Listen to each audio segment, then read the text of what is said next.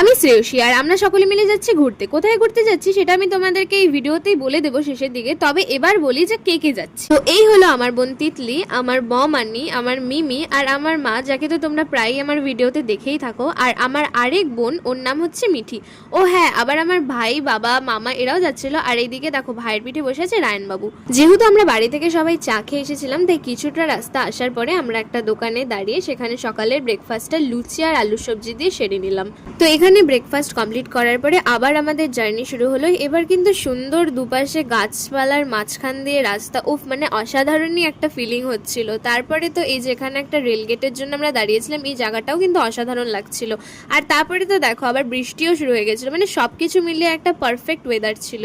আর যে দিন দিন গরম পড়ছে, মনে হয় এই সময়টাতেই পাহাড় থেকে একটু ঘুরে আসলে মনটাও ভালো হয়ে যায়। তাও আবার বাড়ি থেকে পাহাড় মাত্র 3 থেকে 4 ঘন্টার রাস্তা। তবে এমনটাও না যে এই ঘোরাঘুরির প্ল্যান আমরা অনেক দিন থেকে করছি। আমরা আগের দিন বিকালে প্ল্যান করে পরের দিন কিন্তু সকালে বেরিয়ে পড়েছিলাম। এমনকি আমরা জানতামও না যে আমরা কোথায় যাচ্ছি। অনেকটা রাস্তা আসার পরে কিন্তু আমরা একটা ছোট ঝর্ণার সামনে দাঁড়িয়েছিলাম। ওই যে ঝর্ণাগুলো যেগুলো পাহাড় কেটে কেটে পড়তেই থাকে, সেরকম একটা ঝর্ণার সামনে। আর এখানকার জল কিন্তু প্রচন্ড ঠান্ডা ছিল, তাই এখানে দাঁড়িয়ে কিছুটা টাইম স্পেন্ড করার পরে আমরা চলে আসি আমাদের গন্তব্যস্থলে। তো এবার বলি, কালিম্পং এরই একটা জায়গা 2 নং ঝালং যেটার নাম, সেখানে এসেছিলাম। এসে একটা রিসর্ট বুক করি আমরা সকলে থাকবো বলে।